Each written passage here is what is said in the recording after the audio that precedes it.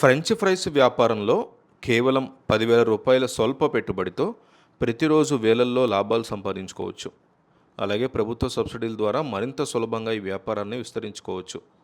ఇప్పుడున్న రోజుల్లో చిన్న నగరాల నుంచి పెద్ద పట్టణాల వరకు ప్రతి ఒక్కరు ఇష్టంగా తినే స్నాక్ ఐటమ్స్లో ఫ్రెంచ్ ఫ్రైస్ ముందు వరుసలో ఉంటుంది.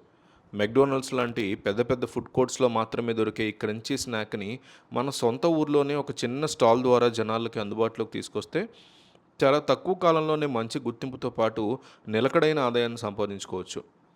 ఈ బిజినెస్లో ప్రాసెస్ చాలా తేలిగ్గా ఉంటుంది. పెట్టుబడి కూడా మన బడ్జెట్ పరిధిలోనే ఉంటుంది. కాబట్టి ఎవరైనా చాలా ఈజీగా దీన్ని ప్రారంభించి మంచి స్వయం ఉపాధిని పొందొచ్చు. ఈ వ్యాపారాన్ని ప్రారంభించడానికి ముఖ్యంగా ఒక ఫ్రెంచ్ ఫ్రైయర్ మిషన్ అవసరమవుతుంది.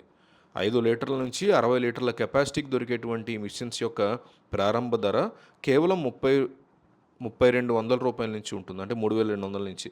దీంతోపాటు స్టాల్ లేదా నెట్టే బండి తయారీకి ఒక 3000 నుంచి 5000 రూపాయల వరకు ఖర్చు అవుతుంది.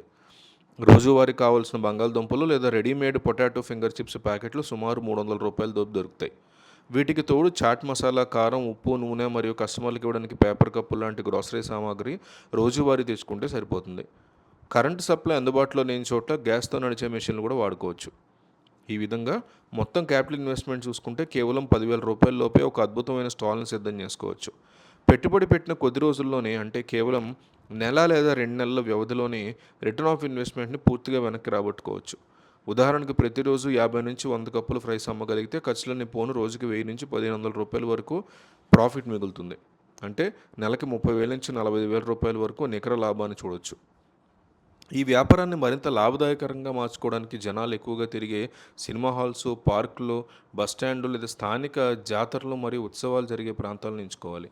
ఈ బిజినెస్లోకి అడుగుపెట్టేవారు స్థానిక మున్సిపాలిటీ లేదా గ్రామ పంచాయతీ అనుమతులతో పాటు ఫుడ్ సేఫ్టీ అధికారుల నుంచి FSIA లైసెన్స్ తీసుకోవడం చాలా ముఖ్యం.